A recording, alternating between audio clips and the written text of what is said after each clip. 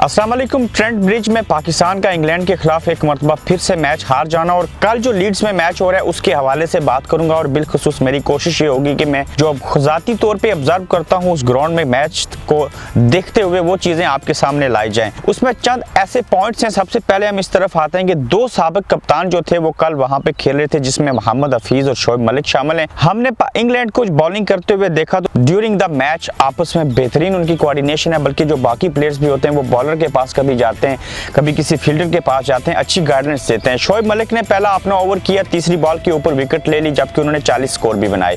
शोएब मलिक ने अपने पहले ओवर की तीसरी बॉल के ऊपर विकेट ली, लेकिन उसके बाद उन्होंने कोई ओवर नहीं किया। इसी तरह मोहम्मद हफीज ने कदरे बेहतर बॉलिंग की इमाद वसीम के मुकाबले में, लेकिन उनको भी उस तरह से सारे ओवर नहीं करवाए गए, जबकि 50 रन भी हफीज ने किए। और एक बार भी मोहम्मद हफीज और शोएब मलिक जो साबिक कप्तान हैं वो सरफराज से जाके नहीं मिले या सरफराज ने उनसे कोई मशवरा नहीं लिया। हाँ, जुनैद खान ने जब 2 बार बाउंड्रीज चौके छोड़े तो उसके बाद सरफराज उनके पास गए और उनसे ये पूछा कि जुनैद आप किस पॉइंट के ऊपर फील्डिंग करने को बेहतर समझेंगे, क्योंकि जुनैद खान जो थे वो बाउंड्री के पास थे और जो गोरे शायकीन थे वो उनको काफ़ी तंग कर रहे थे, जिसकी वजह से वो कंफ्यूज हुए। अभी आते हैं इस तरफ के पाकिस्तान ने 340 रन का टारगेट दिया और उसके बावजूद हार गए। एक मरतबा फिर से बैटिंग बहुत अच्छी है, बॉलिंग भी कदरे बेहतर है, लेकिन फील्डिंग में हमें बेहद दुश्वारी का सामना है। ये बॉलर कल भी इस स्कोर को महफूज कर सकते थे, लेकिन फील्डिंग की वजह से हमें प्रॉब्लम हुई। लेकिन पाकिस्तान जो है 3 मैचेस हार चुका, एक ड्रॉ हुआ था, चौथा मैच कल होने जा रहा है। वाइट वॉश होने से मैं तो नहीं कहता ये बच सकेंगे या कुछ और होगा, लेकिन अभी तक जो मैचेस हुए आप देख लें कि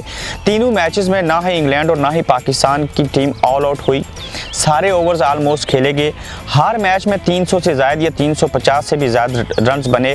तकरीबन 2000 से ऊपर रन्स बन चुके हैं इन 3 वनडे मैचेस में दोनों टीमों की तरफ से। तो ये हम कह सकते हैं कि पाकिस्तान और इंग्लैंड के दरमियान होने वाले ये मैचेस जो हैं वो मुकम्मल ही जिन पिचेस के ऊपर खेले जा रहे हैं वो बैटिंग पिचेस हैं। ऊपर से मौसम इस तरह का है। पाकिस्तान को पहले वनडे में इंग्लैंड ने टारगेट दिया 373 स्कोर का। पाकिस्तान 12 रन से वो मैच हारा, 361 रन हाईएस्ट स्कोर चेसिंग वो पाकिस्तान ने किया। उसके बाद पाकिस्तान फिर से खेला, पाकिस्तान ने 360 का टारगेट दिया, वो मैच भी इंग्लैंड ने स्कोर चेस के लिया। अब 340 रन पाकिस्तान ने बनाए, इंग्लैंड ने चेस कर लिया, लेकिन ये मैच किसी हद तक फाइटिंग था। हम पाकिस्तान के इन 3 मैचेस को सामने रखते हुए ये नहीं कह सकते कि पाकिस्तान की टीम जो है वो कमज़ोर है। पाकिस्तान ने बड़ी हद तक फाइट की है, कोशिश की है। अब जो कल मैच होने जा रहा है हमने ये देखना है कि उसमें कौन सी टीम को खिलाना चाहिए। मेरे ख्याल से हसनैन समेत जो भी खिलाड़ी गुज़श्ता रोज़ मैच खेले उन्हीं को कल के मैच में तजर्बा करना चाहिए। हम किसी को एक मैच खिलाते हैं, किसी को दूसरा, और इस तरह से जो प्लेयर्स भी हैं वो कन्फ्यूजन का शिकार होते हैं और बिलखुसूस टीम के अंदर जो कोऑर्डिनेशन है उसको बिल्ड करना चाहिए। सरफराज से मैंने सवाल किया था कि सरफराज हम ये कब खबर सुनेंगे कि आप इंग्लैंड से मैच जीत गए, या वजह क्या है, फील्डिंग बॉलिंग में से कौन सी चीज़ जो है जिसको आप समझते हैं कि ज़्यादा बेहतरी की ज़रूरत है। तो उन्होंने कहा कि हमारी कारकर्दगी ओवरऑल अच्छी है और हमें बिलखुसूस जो फील्डिंग है उसको बेहतर बनाना है। सरफराज, आप एक मरतबा फिर से हार गए। हम कब ये खबर सुनेंगे कि आप इंग्लैंड से जीत गए और रीज़न क्या हारने की, स्टिल बॉलिंग और साथ में फील्डिंग भी?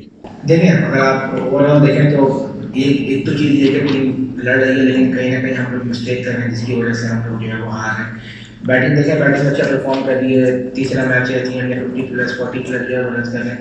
वैसे मैं समझता हूँ कि हमें अगर आगे मैचेस जीतने तो हमें फील्डिंग और अपनी बॉलिंग को थोड़ा सा इंप्रूव करना पड़ेगा। फील्डिंग जो है हमारी, अगर आप पिछले साल 1.5 साल से देखें तो फील्डिंग हमारी बहुत अच्छी थी, लेकिन इन 3 मैचेस में हमने फील्डिंग की है वो बिल्कुल अप टू द मार्क नहीं है, और बॉलिंग में थोड़ी हमारी एग्जीक्यूशन जो है वो ज़्यादा अच्छी नहीं हो रही है, स्पेशली लास्ट ओवर में।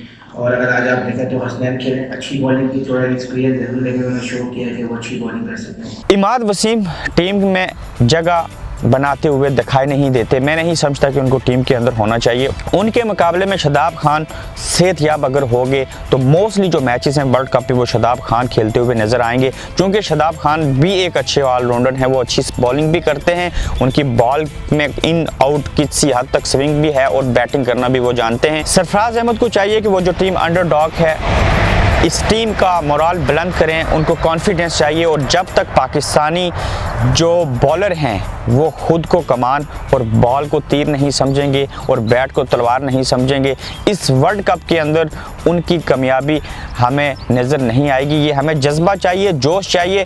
कल मैं आपसे वीडियो में बात करूंगा कि ये जो वर्ल्ड कप की ट्रॉफ़ी है उसकी क्या इंपॉर्टेंस है, कहाँ बनती है, कैसे बनती है, और बिलखुसूस पाकिस्तान ने का जो चैम्पियन ट्रॉफ़ी का दौर था वहाँ पे भी मायूसी के बादल छाए हुए थे और वो पाकिस्तान टीम ऐसे मैच जीती। एक बारिश का अमल हुआ साउथ अफ्रीका से, क्या जीत के कि उन्होंने फाइनल तक पहुंचे और फाइनल भी जीत लिया। वही सिनेरियो यहाँ पे भी रिपीट होने जा रहा है। मैं कंपैरिजन करूंगा चैम्पियन ट्रॉफी की विनर टीम का और जो मौजूदा वर्ल्ड कप की पाकिस्तानी टीम है उसका। सब्सक्राइब कीजिए मेरे चैनल को, अपना फीडबैक ज़रूर दीजिए। किसी टॉपिक के ऊपर बात करनी हो तो आप अपनी सजेशन भी दे सकते हैं। अल्लाह हाफिज़। इब्रार कुरैशी के चैनल को सब्सक्राइब करें और इनकी सब्सक्रिप्शन को बढ़ाएं क्योंकि ये नहायत ही बरखुदार इंसान है।